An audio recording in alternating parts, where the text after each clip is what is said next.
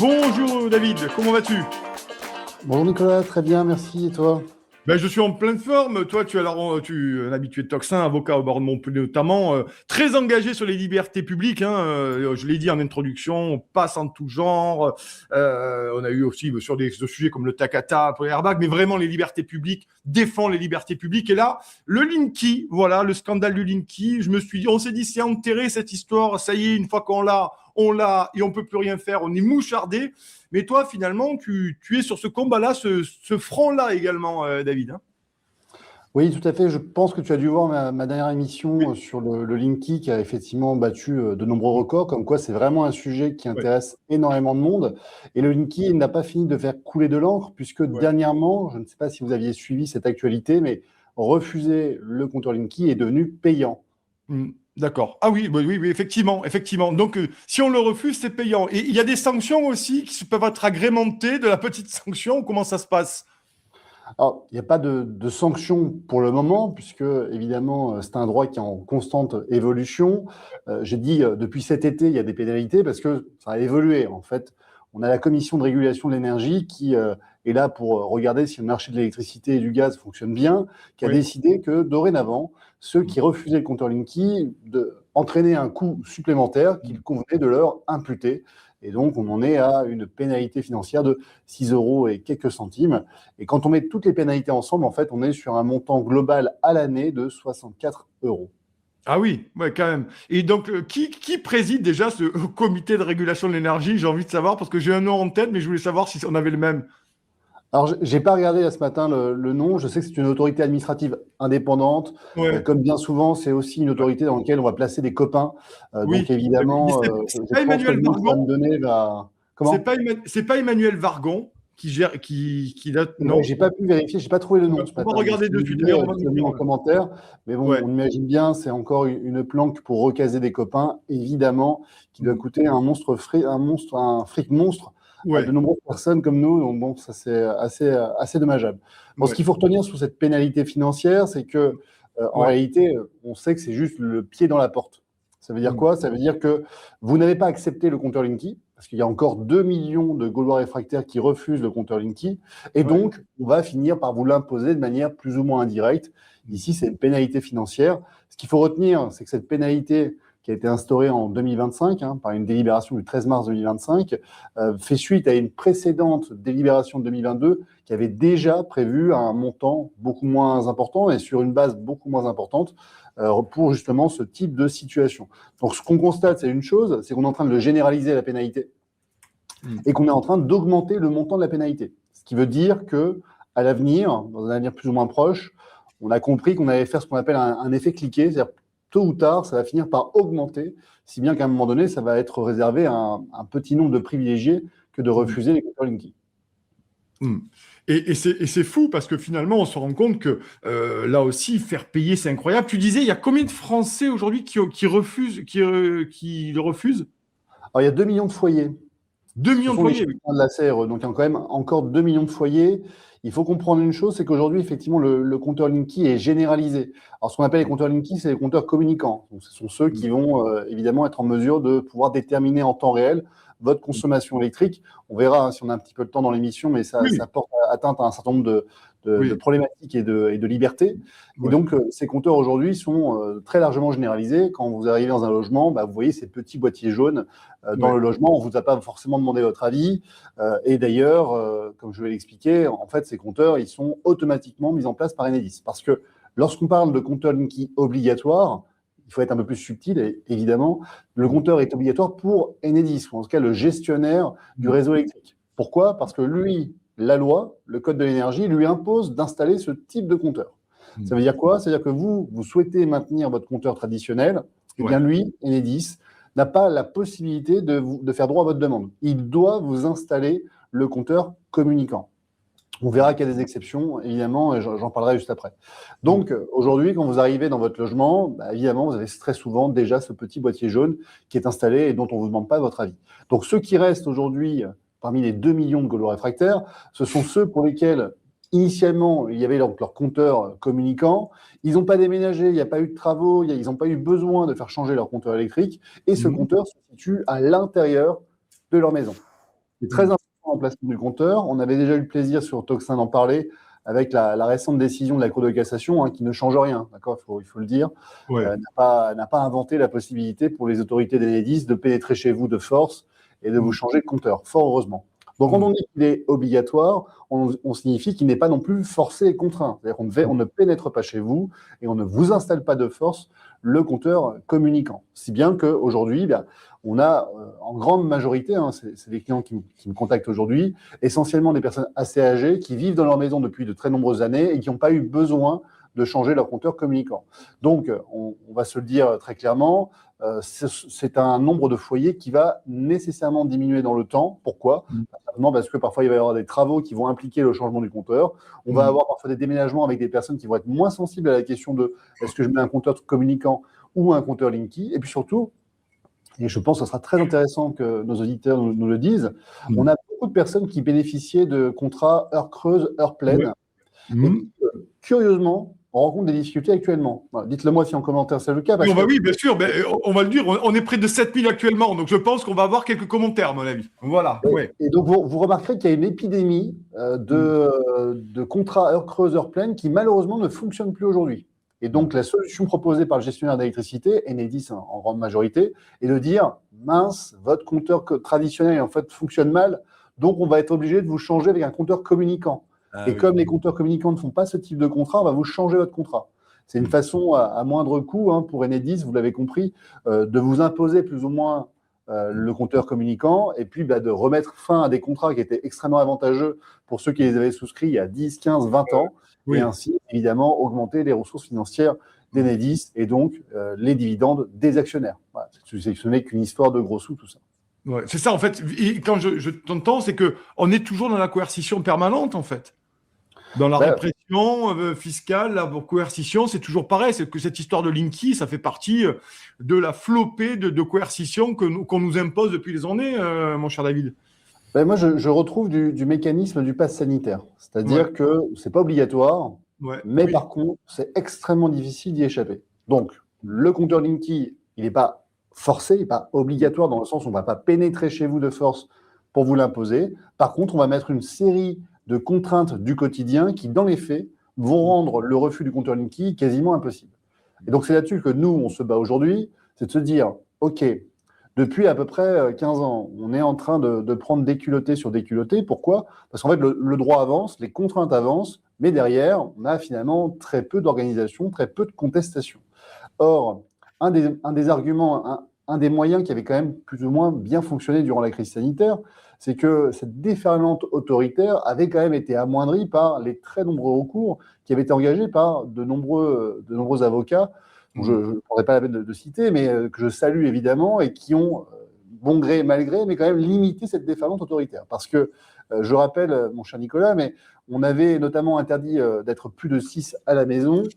Cette dinguerie, c'est une dinguerie autoritaire, évidemment, n'a existé que parce que BFM TV reléguait du jour au lendemain des informations comme quoi il fallait mettre mamie et papy dans la cuisine. Mais dans les textes, jamais, à aucun moment, il n'a existé une loi qui vous imposait de ne pas être plus de 6 à la maison. Donc on voit qu'on a eu une déferlante autoritaire. Ils auraient pu aller jusque-là. Ils auraient pu aller jusqu'à dire à l'intérieur de chez vous, on va réglementer comment ça va se passer. Fort heureusement, on a de nombreux avocats qui sont intervenus et qui ont empêché que cette folie sanitaire ne puisse déferler sur nos vies. Donc aujourd'hui, ça démontre quoi ? Ça démontre que l'État va fonctionner par à-coup, c'est-à-dire qu'il va voir jusqu'où il peut aller. Et évidemment, on a quand même un certain nombre de droits qui, fort heureusement, fonctionnent encore heureusement, fonctionnent aujourd'hui. Alors, c'est pas parfait. Je suis d'accord avec vous en tant qu'avocat. Je pratique le droit et la justice tous les jours, je constate que ce n'est pas parfait. Évidemment, ça c'est un constat. Maintenant, malheureusement, ça fait partie des seuls moyens légaux qu'on a à notre disposition et ça me paraît quand même évident qu'il faille s'y pencher avant qu'on arrive à de plus grandes extrémités. Donc les compteurs Linky, il y a plusieurs manières de s'y opposer. J'ai plusieurs décisions de justice que j'ai communiquées sur mon site internet.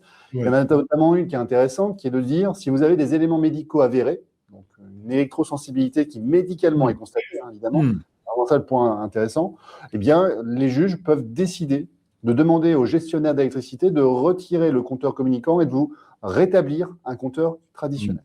C'est extrêmement rare, évidemment, mais ça existe. Parce que ça mérite quand même d'être souligné. Et là, pareil, on a une décision de 2024 du tribunal judiciaire de Clermont-Ferrand. Donc, on voit que ce n'est pas non plus quelque chose qui date d'il y a 10 ou 15 ans. Ouais. Donc, ça fonctionne. Et les pénalités financières, c'est pareil. Aujourd'hui, nous, on est en train d'attaquer les délibérations de la Commission de régulation de l'énergie parce qu'en fait, on a bien compris pourquoi ils mettaient 6 € et des brouettes pour pénaliser ceux qui refusaient les compteurs communicants. Ouais. Très simple. C'est que c'est assez pénalisant pour faire en sorte qu'on va réduire de toute manière ceux qui refusent le compteur communicant. Pourquoi ? Parce qu'ils ne vont pas avoir le plaisir et le loisir de se dire on va payer 64 € par an à vie. Pour l'instant, ça augmentera évidemment. Et donc, ils vont accepter le compteur communicant. Et évidemment, ce n'est pas assez important pour que, individuellement, on se dise on va aller contester cette délibération.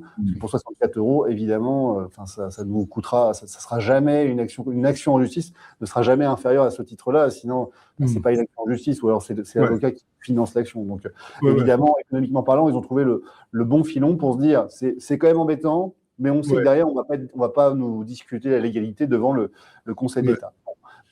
Écoute, mon cher Nicolas, ça c'était sans nous, parce qu'évidemment aujourd'hui, grâce à Tocsin, grâce à la chaîne YouTube, grâce à la communication qu'on est en train de mettre en place, on est en train de constituer aujourd'hui un collectif qui, il faut le dire, ne sont pas du tout en train de se battre pour les 64 €. C'est pas les 64 €. C'est en fait le changement de société qu'on est en train de mettre en place. Pourquoi ? Rappelle-toi les mesures de délestage de septembre 2022. Bon, je remets un peu de contexte. Septembre 2022, on a la crise énergétique, l'Ukraine, le conflit ukrainien qui entraîne une crise énergétique. Alors, pourquoi pas ? Après tout, on n'a jamais défini ce qu'était une crise énergétique. Il faut retenir une chose, c'est qu'une crise énergétique est ce que le gouvernement du moment estime être comme une crise énergétique. D'accord ? C'est très important parce que, vous le noterez, on ne définit jamais ce qu'est une crise. Il n'y a pas de critères objectifs, vérifiables, sur lesquels on peut s'appuyer en se disant « Ok, à partir de tel taux, tel moment, on sait qu'il y a une crise ». Et c'est exactement les mêmes mécanismes que durant la crise sanitaire. Rappelez-vous, à un moment donné, c'est les taux d'occupation des lits, puis après, c'est le nombre de cas, puis après, c'est le nombre de malades, puis le nombre de décès. Et vous faites varier les indicateurs en fonction des besoins que vous avez sur le moment. C'est exactement pareil pour la crise énergétique. Vous fixez des taux subjectifs et évolutifs, et puis vous dites, là, par exemple, on a une surtension du parc électrique, donc on va devoir mettre en place ce qu'on appelle des mesures de délestage. C'est-à-dire qu'on va vous débrancher, bon gré mal gré, on ne vous demandera pas votre avis, et puis on va pouvoir ainsi apaiser le réseau électrique. Par contre, on continue à vous prélever à la fin du mois. Par contre, il n'y a pas de délestage pour la facturation, on est d'accord ? Il n'y a pas de délestage, ou alors on vous invite à faire des réclamations, mais c'est tellement complexe que dans les faits, vous ne le faites jamais. Et c'est exactement ce qui s'est passé en 2022. Donc en 2022, le gouvernement a dit on va mettre en place des mesures de délestage. Ce sera entre midi et 15h et on va débrancher un certain nombre d'outils électroniques que vous avez à la maison. Donc par exemple, votre mixeur, on va le débrancher pendant cette période-là parce que ce n'est pas indispensable. Comment cette subtilité technique est-elle possible ? Le compteur Linky. Et là, vous commencez à comprendre que le compteur Linky devient ce qu'on appelle un pass énergétique. Un pass énergétique, pourquoi ? Parce que demain, si on dit que c'est une crise politique, une crise de sécurité publique, et que, par exemple, Tocsin est extrêmement dangereux en relayant la parole et les propos d'invités peu recommandables, eh bien, dans ce cas-là, rien de plus simple. Il suffit simplement de baisser la puissance électrique de votre compteur, et du jour au lendemain, vous vous retrouvez avec un réseau électrique sur tension. C'est très simple. Si vous allumez votre caméra et que vous faites couler un café en même temps, les plombs sautent. Et voilà comment, techniquement, on va pouvoir vous faire taire. C'est ça le pass énergétique. Et c'est pour ça qu'on est en train de faire ce qu'on est en train de faire, c'est-à-dire de se refuser ce type de société, parce qu'évidemment, du jour au lendemain, on va vraiment passer dans un monde qui va être terrible. Parce qu'on nous le dit en commentaire, mon cher David, et merci d'être là, avocat au barreau de Montpellier. On te connaît pour tes combats, notamment sur tous ces sujets des libertés fondamentales. Et merci d'être là, chers amis. On est plus de 7500 actuellement. Merci beaucoup de monde ce matin. On me dit Linky, crédit social, on me dit en commentaire. Vous êtes nombreux à me le dire, donc je ne vais pas tous vous citer, les amis, mais on vous voit concrètement. C'est vrai ce que nous disent nos toxinotes pour ceux qui le dénoncent. C'est exactement ce qu'on dit. C'est-à-dire que si vous avez une parole peu recommandable du jour au lendemain, oui, on peut vous baisser la puissance électrique, parce que de toute façon, le compteur Linky est un outil aujourd'hui entre les mains de fous furieux. C'est-à-dire qu'un outil communicant, le fait de pouvoir savoir un peu ce que vous consommez au jour le jour et faire payer une facture qui correspond exactement à ce à quoi vous avez consommé. Sur le papier, c'est vrai que c'est très séduisant, il faut le dire. Et d'ailleurs, c'est pour ça que les compteurs communicants ont rencontré très peu de résistance. Bon, après, quand on regarde un peu plus en détail, en fait, on s'aperçoit qu'entre de mauvaises mains, un tel outil peut savoir combien vous êtes à la maison, à quelle heure vous vous levez, à quelle heure vous vous couchez, quelles sont vos habitudes de consommation, quels sont les outils électroniques que vous utilisez le plus souvent, à quelle heure et à quelle fréquence. Voilà les informations que vous pouvez donner à un fournisseur d'électricité qui, évidemment, avec de telles données personnelles, va permettre de pouvoir faire tout et n'importe quoi. Et c'est surtout ça qui nous inquiète.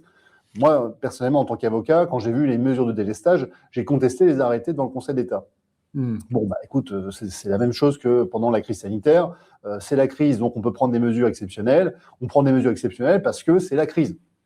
Voilà, c'est comme ça, les conséquences justifient les causes, et on a un raisonnement tautologique contre lequel on ne peut pas lutter. Bon, ça ne veut pas dire qu'il faut rien faire. Ça veut simplement dire qu'il faut être extrêmement vigilant parce qu'on voit qu'il y a des failles dans lesquelles le gouvernement va pouvoir s'emparer, et que si on ne prête pas attention, si on ne fait pas attention à ce que nos libertés fondamentales soient parfaitement respectées, eh bien, tôt ou tard, on va finir par nous les rogner au point qu'il ne sera plus possible d'avoir une parole divergente. Et du jour au lendemain, on pourra effectivement régler à distance votre puissance électrique de manière à ce que vous ne puissiez plus prendre la parole sur Internet. Ouais, c'est dingue. Une dernière question, parce on va pas être en retard. C'est passionnant. Il y a Frédéric Baldon qui est là. Déjà, merci David d'être là et de avec nous.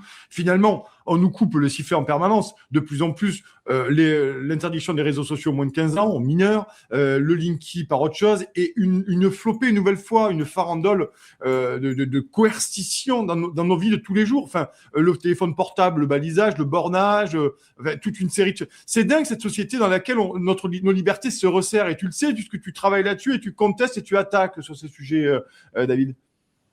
En fait, c'est un choix de société. Vraiment, on est à la lorgnière d'un choix de société. C'est-à-dire qu'il y a ceux pour lesquels un contrôle total et finalement, c'est une déresponsabilisation. On choisit pour moi. C'est comme une situation infantile. On a papa qui va décider pour nous comment ça va se passer. Et malheureusement, aujourd'hui, il y a beaucoup de personnes qui acceptent et qui trouvent que c'est une situation très confortable.